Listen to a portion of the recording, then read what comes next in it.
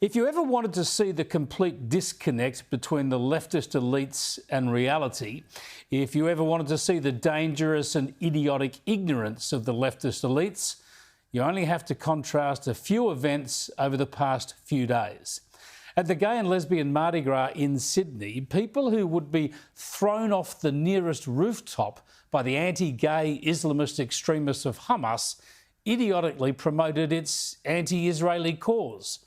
Turkey's promoting Christmas. That's what this is.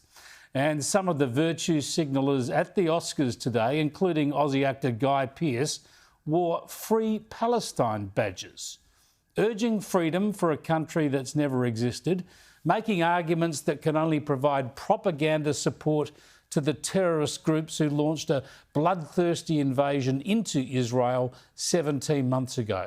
Hamas would slaughter the Hollywood liberals for their hedonistic lifestyles, but they are useful idiots for the cause anyway. If they had any humanity, everyone at the Oscars would have worn ribbons for the hostages.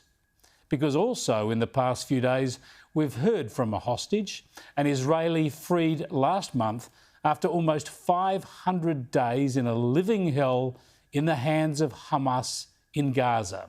Eli Sharabi described his ordeal starting with the first few days. ואז יש רגעים שאתה פשוט מתעלף. אתה מתעלף, אתה מאבד את ההכרה, מתעורר אחרי שעתיים, שלוש, והכאבים ממשיכים. ואני מתחנן בפניהם שיורידו שיעבירו לפחות את הקשירה של הידיים קדימה. ואז אני אהיה רגוע, הכל יהיה בסדר. והם לא מסכימים, אבל אחרי 3 ימים מורידים לנו את החבלים. US President Donald Trump saw some of this interview, and the US President has now invited Sharabi and other released hostages to a meeting in the White House this week. In his interview, Sharabi described the torture of starvation. פרוסת לחם. על זה אתה חולם כל יום. לא אכפת לך מהמכות שאתה חוטף, ואתה חוטף מכות, ושוברים לי צלעות. לא אכפת לי. הרב. תן לי עוד חצי פיתה. בטן שנדבקת לגב, אבל אתה כבר רואה את הבטן שלך ממש נכנסת פנימה באיזשהו שלב, ואתה לא מאמין שזה קורה לגוף שלך. Yeah, while the usual activists wrongly accused Israel of starving Palestinians, hostages were being starved and tortured in Gaza every day, and they still are. Sharabi was asked why he decided to be interviewed. פשוט באמת, באמת, באמת אסור להשאיר אף אחד שם מאחור. He was held by Hamas with 24-year-old Alon Ohel, who was taken hostage at the Nova Music Festival during the October the 7th atrocity. The pair formed a close bond, and Ohel is left behind. ביום שאני עוזב, המחבלים קוראים אותי ממנו, הוא פשוט מסרב לעזוב, תפס אותי.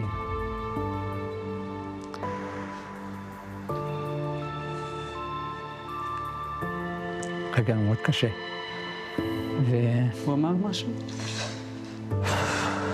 הוא אמר שהוא שמח בשבילי. הבטחתי לו שאני לא אעזוב אותו שם, שאני אלחם עליו. הבטחתי לו את זה.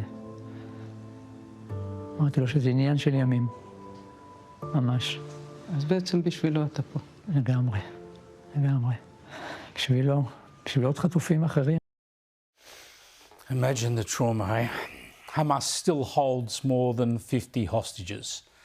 About half of them are alive. The rest have been killed, their bodies held for abhorrent prisoner swap deals. And at the Oscars and in our streets, people protest not for the release of the hostages, but for the unreasonable demands of their captors. And around the world, including from our taxpayer-funded ABC, we get news coverage that considers the words of an Islamist extremist terrorist organisation worth reporting, even while it holds hostages and the bodies of hostages. Yet they help Hamas to lecture the world about international law. There's already been considerable debate over the last 16 months about whether or not decisions to withhold aid in the past or to limit the amount of aid going into Gaza in the past has amounted to a breach of international law and indeed could be argued in the future as indicative of the Israeli government committing further war crimes in Gaza. Hamas has responded. They've said that this is callous, that this amounts to a breach of international law. Just extraordinary. Do these people ever stop and think about what they're saying? Parroting the propaganda of a terrorist outfit that kidnaps mothers and children and kills them and then bargains with their bodies to free more of its murderous cohort. And they quote these people on who is breaching international law. This is literally insane. This is an insult to international law, to human morality and common decency.